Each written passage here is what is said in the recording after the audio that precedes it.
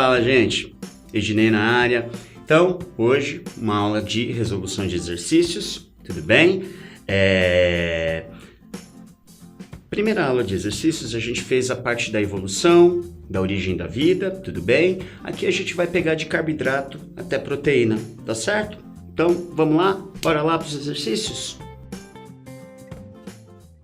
Olá, pessoal, Ednei na área. Então é isso aí, moçada. Aula de resolução de exercícios. Sem mais delongas, já vamos passar aqui para o primeiro, tudo bem? Olha só o que esse exercício está falando.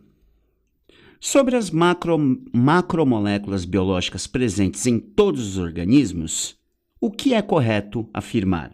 Então, as macromoléculas vocês lembram, né? As macromoléculas nós temos os carboidratos, as proteínas, os lipídios e os ácidos nucleicos. Tudo bem? Tranquilo? Agora vamos dar uma olhada nas alternativas, né?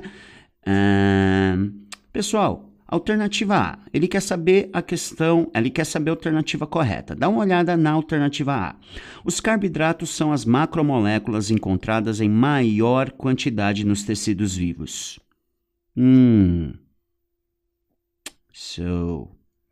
Bom, o que mais tem em todos os seres vivos? Água. Isso ficou bem claro na aula, tudo bem? O que importava era você entender que todas as substâncias químicas estavam presentes em todas as células e exerciam as mesmas funções, tudo bem? Tranquilo? Isso foi bem enfatizado lá na primeira aula, quando a gente entrou nesse mundo da célula, tá?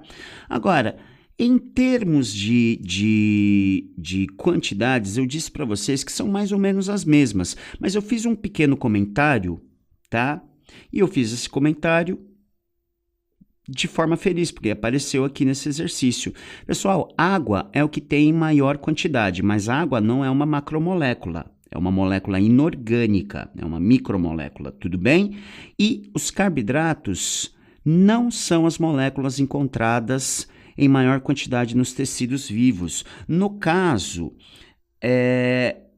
apenas nos indivíduos autótrofos eu vou ter uma quantidade maior de carboidrato, né? Então, eu vou puxar uma setinha aqui, ó. Na verdade, a estrutura, as proteínas é que são encontradas em maior quantidade nos tecidos vivos, tudo bem? A exceção é o grupo dos vegetais. Como na alternativa A ele generalizou, a alternativa A ela vai ser a alternativa errada. Tudo bem? Tranquilo? Olha só que engraçado, eu vou pular a B, eu vou direto na C. Olha só, olha a alternativa C. Os monômeros das proteínas, ou seja, as unidades das proteínas são os aminoácidos. Beleza. Cujas diversificadas funções incluem o quê? O armazenamento de energia. Pessoal, falou em energia, pensou o quê? Carboidrato. Tudo bem? Tranquilo? Maravilha. Então, está errado também. Alternativa D, de dado. Ah lá, os ácidos graxos saturados são encontrados somente em animais. Não, eles também são encontrados em vegetais, tá? Mas dando continuidade, olha só, os ácidos graxos saturados são encontrados somente em animais, pois as plantas não produzem colesterol. Pessoal, os ácidos graxos saturados são encontrados em vegetais também, tudo bem? Tranquilo? Então, isso anula a alternativa D, tá? E a alternativa E. As bases nitrogenadas encontradas no DNA e no RNA são as mesmas? Não. Lembra, no DNA nós temos uma base nitrogenada de timina, tudo bem? Já no RNA, o que vai acontecer? No lugar da timina vai aparecer uma uracila, tudo bem? Isso vai vir, né, no decorrer das aulas, tá certo? Então, a alternativa correta aqui, moçada, sem pensar muito, ó, é a alternativa B, de bola. Os carboidratos podem ter a função estrutural, como, por exemplo, a quitina presente nos artrópodos, é uma coisa que eu falei bastante na aula, tudo bem? Então, qual é o grande destaque dos carboidratos? Energia. Só que existem carboidratos que são estruturais, como, por exemplo, a quitina, né, que forma um exoesqueleto dos artrópodos, e a gente tem também a parede celular, que basicamente é feita de celulose, tudo bem? Então, os carboidratos podem sim ter função estrutural, a alternativa correta é a alternativa B de bola, tudo bem? Tranquilo? Vamos para a próxima questão. Tá aqui, pessoal, o segundo exercício. O segundo exercício fala da fermentação alcoólica, né? Então, vamos sujar tudo aqui, ó. O que acontece na fermentação? Na fermentação, a gente tem a glicose, que entra sozinha no processo, e a gente viu a fermentação alcoólica, tudo bem? A fermentação alcoólica leva à produção disso aqui, ó, álcool etílico, tudo bem? Serve para quê? Para produção das bebidas alcoólicas, de modo geral, e também é o álcool combustível que tem lá no tanque, que tem lá no tanque do seu carro, tudo bem? Tranquilo? Além disso, libera um gás chamado gás carbônico. Lembra, quando a célula vai fazer fermentação, e no caso também respiração, tudo que ela quer é energia. Olha lá, ó. Tá? A energia é liberada tanto na fermentação quanto na respiração, tá? E o que as células querem? Elas querem energia. O grande destaque da fermentação, e aí a gente viu nas aulas que tem os tipos de fermentação, são os resíduos, e esses resíduos são utilizados de diversas formas diferentes pelo ser humano, tá? No caso da fermentação alcoólica, que é o mais importante, eu já falei aqui, ó, o álcool etílico, ele serve como combustível para carro e ainda serve para confecção de bebidas alcoólicas em geral, tudo bem? O destaque do gás carbônico era o quê? A massa de pão, bolo, todas essas coisas. Lembra que você põe o fermento biológico para a massa crescer? A massa cresce graças ao quê? A produção do gás carbônico, que fica preso dentro da massa. Então, quando você corta, lembra que eu falei exatamente dessa forma na aula, né? Quando você corta o pão, né, você vê aquelas células, né, aquelas pequenas células no interior da massa do pão, tá? Essas células nada mais são do que o resultado do acúmulo do gás carbônico que fez a massa crescer. Tudo bem? Então, essa segunda questão é bem tranquila, tá certo? Olha lá, pessoal. Bebidas alcoólicas, como a cerveja e o vinho, são produzidas graças à fermentação realizada por fungos conhecidos como leveduras, na ausência de oxigênio. Isso eu também falei para vocês. Leveduras são fungos, tá? Aqui, ó, deixa eu pôr aqui, ó. Leveduras são fungos. Fungos são eucariontes, então os fungos têm mitocôndrias. Só que na ausência de oxigênio, eles deixam de fazer respiração celular, respiração aeróbia e passam a fazer a fermentação alcoólica. Tudo bem? Esse processo energético também é responsável pela produção, aqui ó, da sua alternativa A, pães. Gasolina não, né, gente? Gasolina vem do petróleo. O álcool etílico é o álcool que você encontra, olha lá, ó, é o álcool que você encontra nos postos de gasolina, tudo bem? Gasolina, de novo, né? Só para não confundir as coisas.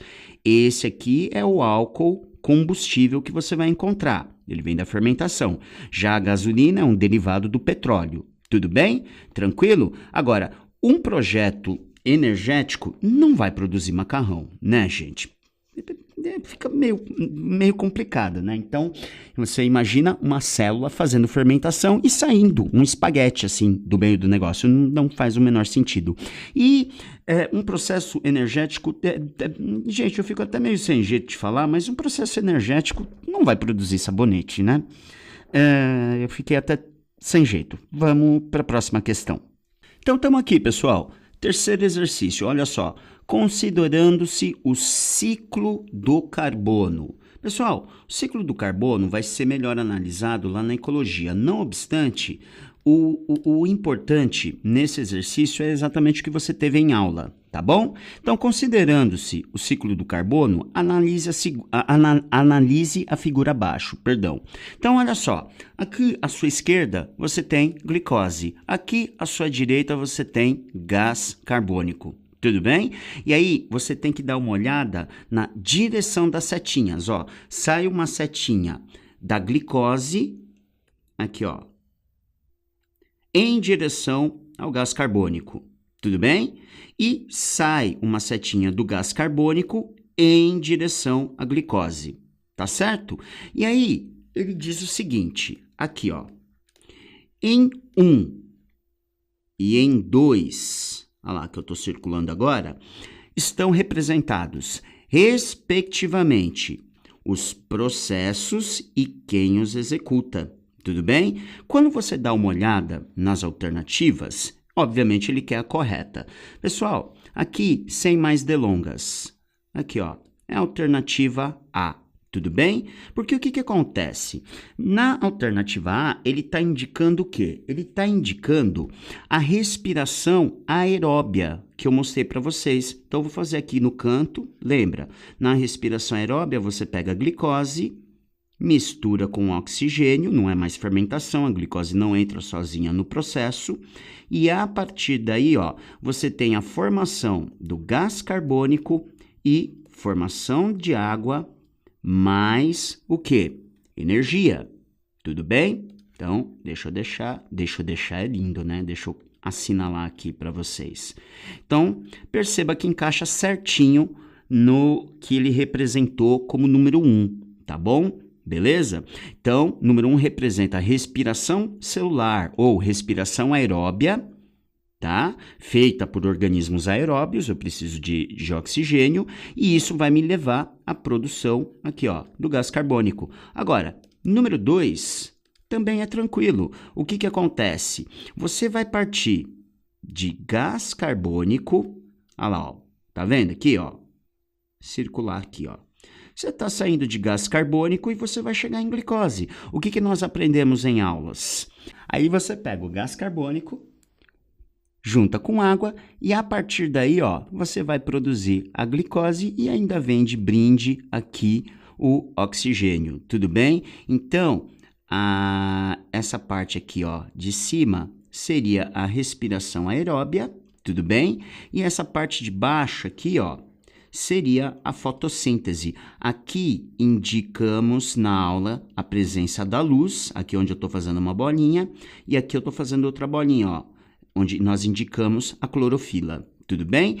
Todas as demais alternativas não fazem muito sentido, né? Dá uma olhada na B, né? Fotossíntese, aqui ó, na alternativa B. Fotossíntese em organismos heterótrofos. Se você é heterótrofo, você não vai fazer, literalmente, fotossíntese, tudo bem? Se você olha C, ó, ele coloca fotossíntese em organismos sem a presença de oxigênio, só que o que acontece? A fotossíntese ela não vai levar à produção de gás carbônico, ela vai consumir, tá? Então, a C, a D e a E pecam porque usam o termo fotossíntese. E não importa o que ele coloca depois, a fotossíntese não leva à produção de gás carbônico, isso anula essas alternativas também. Tranquilo? Beleza? São coisas que foram mostradas na aula, né? Aí a gente evidencia aqui nos exercícios. Tudo bem? Tranquilo? Vamos para o próximo? Próximo. Então, novo exercício. Ah lá. Assinale a alternativa correta a respeito de carboidratos. Vamos dar uma olhada nas alternativas? Olha a alternativa A. Somente são utilizados como energia? Lembra que eles também têm o papel estrutural. Já até apareceu, né, na aula de hoje, né? A quitina, a celulose. Agora, outra coisa que eu gosto de lembrar são as pentoses. Tudo bem? Ó, vamos lembrar das pentoses, que tem a que você tem a desoxirribose e a ribose. tá? Que vão fazer, respectivamente, parte da molécula de DNA e RNA, tá? Então, carboidratos tem, de novo, o enfoque no quê? Na energia, mas a gente não pode deixar de lado que eles também atuam estruturalmente, tudo bem? Pessoal, a questão diz respeito a carboidratos, então dá uma olhada na questão B, ou na alternativa B. A síntese de polissacarídeos ocorre nos ribossomos. O que está errado nessa aqui? Aqui, ó. A síntese de proteínas ocorre nos ribossomos. Tudo bem? Tranquilo, moçada? Legal. Olha a alternativa C. Em mamíferos, a sua digestão, ou seja, a digestão de carboidratos, ocorre preferencialmente na boca. Pessoal, quando vocês estiverem em sistema digestório, vocês vão ver que nós temos digestão de carboidrato tanto na boca quanto na parte inicial do nosso intestino delgado, no duodeno. Tudo bem? As enzimas respectivas são a amilase salivar, na boca, e a amilase pancreática, lá no duodeno. Tudo bem? Então, isso anula a alternativa C, tá? Então, deixa eu tirar aqui, ó. Fora, fora, fora. Alternativa D. Polissacarídeos podem ser sintetizados tanto por animais quanto vegetais? Essa questão é importante por causa disso. Essa é a correta, tudo bem? Olha a alternativa E. A fotossíntese é o único processo responsável pela produção de carboidratos. Com relação à alternativa E, nós temos a quimiossíntese, tá? Que é feito por apenas poucos tipos de bactéria, né? Que, ao invés de usar a energia luminosa e transformar isso em matéria orgânica, no caso glicose, eles se utilizam de energia que eles mesmos sintetizam para poder chegar no mesmo resultado. Tudo bem? Tranquilo? Nós damos bastante ênfase na fotossíntese porque, basicamente, a maioria esmagadora dos autótrofos é fotossintetizante. Tudo bem? Tranquilo? Agora, polissacarídeos, ou seja, carboidratos, podem ser sintetizados tanto por animais como pelos vegetais? Moçada, aqui, ó, vale destacar.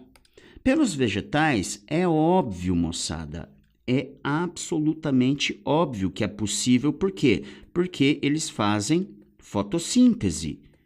Então, é óbvio que eles vão produzir carboidratos. Agora, animais são capazes de produzir carboidratos? Claro que sim.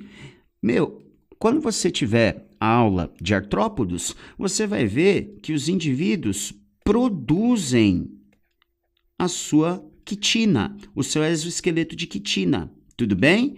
Tranquilo? Quando você tem uma refeição, faz uma refeição, você vai ingerir muito mais glicose do que você precisa naquele momento. E o seu corpo vai sintetizar o quê? Glicogênio, que fica armazenado, né, no fígado e nos músculos esqueléticos. Tudo bem? Então, a alternativa correta agora, no caso, é a alternativa D, de dado. Tudo bem? Bora para o próximo exercício, moçada. Olha esse exercício agora aqui, pessoal. Ele aborda uma ideia sobre proteína. Pessoal, quando eu dei aula de proteína para vocês, eu destaquei o quê? Eu destaquei isso daqui, ó. Especificidade. Tudo bem? Isso significa o quê?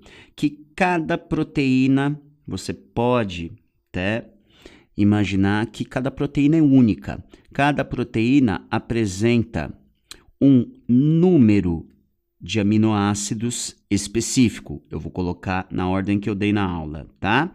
Então, cada proteína apresenta um número de aminoácidos específico. São 20 tipos de aminoácidos presentes numa proteína. Cada proteína apresenta os seus tipos específicos de aminoácidos. Lembra que não é obrigatória a presença de todos os aminoácidos nas proteínas, tudo bem? E tão importante quanto isso, nós temos o seguinte, nós temos que cada proteína tem o seu número de aminoácidos e os seus tipos de aminoácidos específicos. Tão importante quanto isso é que a sequência em que esses aminoácidos aparecem, ela vai ser específica também. Lembra que é a sequência desses aminoácidos que vai denotar lá a formação das estruturas terciárias e ou quaternárias que uma proteína pode apresentar. Tudo bem? Agora, o item 4, ele fala de nucleotídeo, então a gente não precisa nem ler. Na verdade, trata-se de um exercício sobre proteína, tudo bem? Então, as afirmações aqui, ó, as afirmações 1, 2 e 3 estão corretas, portanto, o exercício não nos deixa outra alternativa a não ser assinalar a alternativa E, de Edney. Uhul! Gostaram dessa? Gostaram? Gostaram? Gostaram? Eu adorei. E de Edney.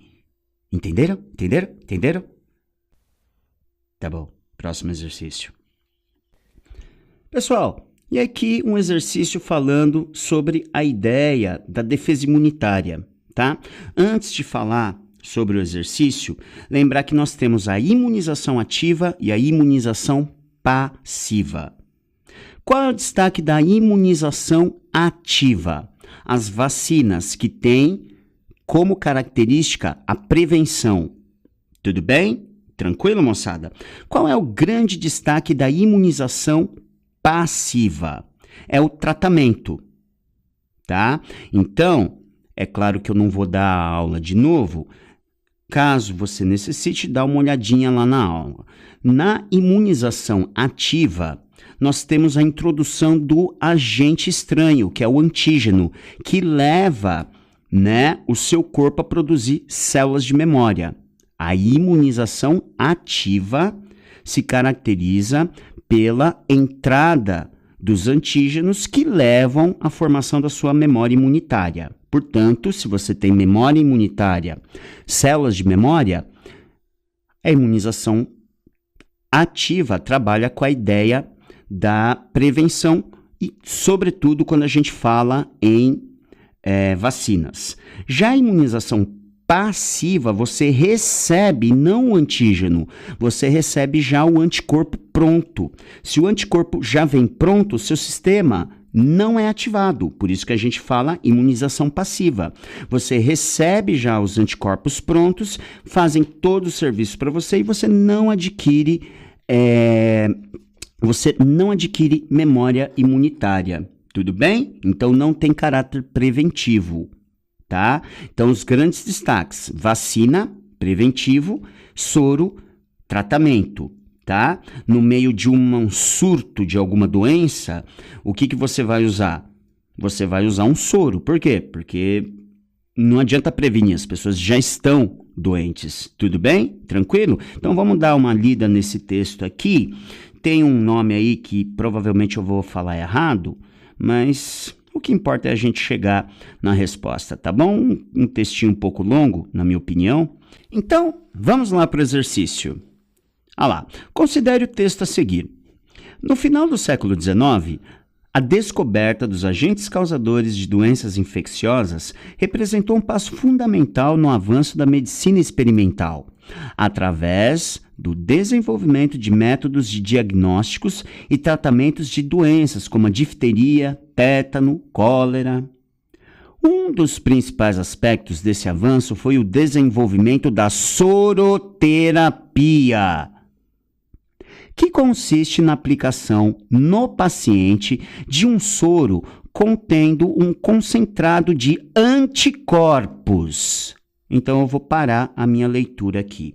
Pessoal, para a leitura do exercício agora, dá uma olhada.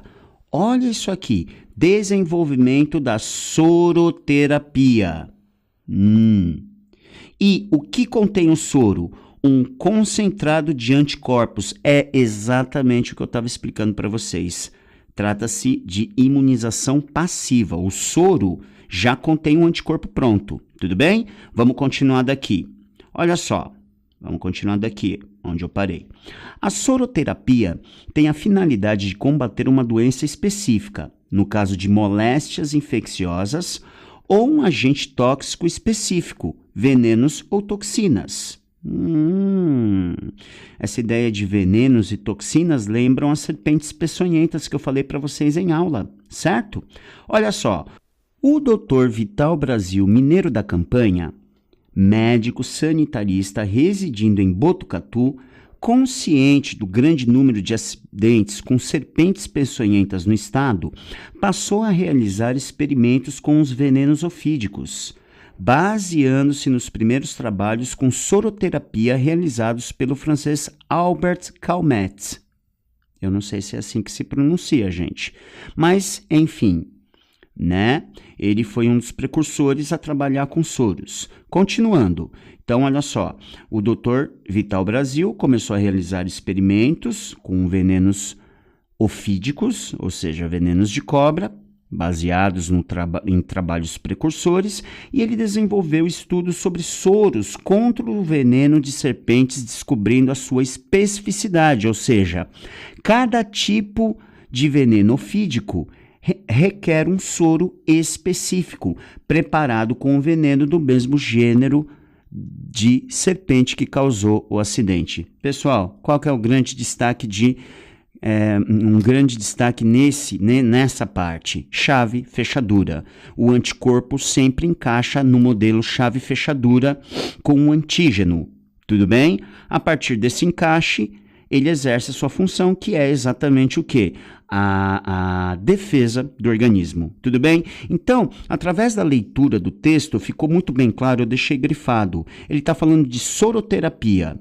Então, ele está falando de soro. É o que eu falei no começo. Você tem dois grandes destaques, a vacina e o soro. E o exercício deixou bem claro que é soro. Qual a diferença? Vacina e soro. A vacina se caracteriza pela introdução do antígeno para você desenvolver memória imunitária. Já o soro não, você recebe o anticorpo pronto. Tudo bem? Vamos dar uma olhada nas alternativas? Olha lá. Em caso de acidente por cobras peçonhentas, é feita a utilização do quê? Então, vamos lá. Olha quanta coisa que tem escrita. Vamos para a alternativa A. Olha lá. O soro específico, ele é composto por antígenos, gente. Tá errado. A vacina possui os antígenos para você se imunizar. Tudo bem? Lembra das aulas. O soro contém um anticorpo pronto, tá certo? Pessoal, olha B. Não precisa nem ler. Ele começa a falar de vacina. O exercício está trabalhando com a ideia de soro, então já anula a B. A C, mesma coisa, olha lá, ó. Ele começa a falar de vacinas. E o exercício está falando de soro, tudo bem? Infelizmente, a D também, ó. Ele começa a falar de vacinas. Se você ler o resto, pode até uma coisa ou outra fazer sentido, mas ele começa totalmente errado. Ele fala de vacina. Pessoal, o que é o soro? É a alternativa E, de Ednei. Ednei, entendeu? Não é legal? Não é legal? Tá bom. Alternativa E é a alternativa correta. Olha lá, no caso de acidente por cobras peçonhentas, é feita a utilização do soro específico composto por anticorpos. Aqui, ó. Por anticorpos que já estão prontos. Eles são produzidos geralmente por outros animais, como os cavalos, que recebem doses adequadas do veneno liofilizado, né? Os antígenos. Os cavalos são estimulados a produzir esses anticorpos. Para os cavalos, o processo de imunização é ativo. Então, na verdade, você vacina cavalos, tá?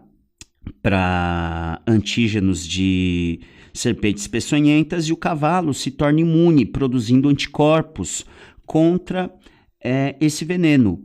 Você filtra, né? Você pega esses anticorpos presentes no cavalo e, a partir daí, você produz o soro que já tem um anticorpo pronto, tá? Só para finalizar, ó, para os cavalos, o processo de imunização é ativo, já que a pessoa que utiliza o soro Perdão, gente, é que o logo aqui me enganou um pouquinho. Para os cavalos, o processo de imunização é ativo, já para a pessoa que utilizará o soro, o processo é de imunização passiva. Tudo bem? Alternativa E de Ednei. Gente, finalizamos por aqui, tudo bem? É isso aí. Tá aí, pessoal. Então, foram questões que abordaram carboidrato, fotossíntese, respiração, proteínas e, na medida do possível, né, mesmo não sendo uma questão específica sobre o assunto, é a mesma coisa da última aula de exercícios, né? Nas alternativas a gente encontrou muitas coisas que foram ditas durante a aula, tudo bem? Então, essa foi a nossa segunda aula de exercícios. Aguardamos. Bom, eu sou professor de biologia, do que me importa? Vamos esperar pela próxima aula de exercícios, de resolução de exercícios. Gente, beijo nas crianças, como sempre. Até a próxima.